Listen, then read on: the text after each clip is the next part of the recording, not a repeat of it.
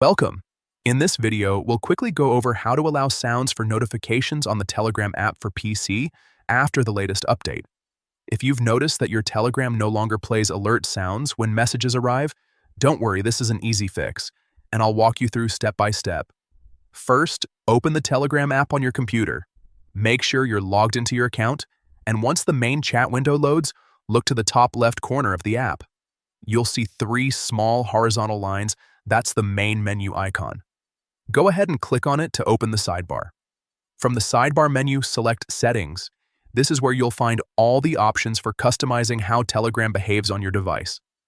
Inside the Settings panel, look for the section labeled Notifications and Sounds and click on it. Now you should see several options related to how Telegram alerts you to new messages, channels, and groups. Find the toggle switch or checkbox labeled Sounds. If it's turned off, simply click to enable it.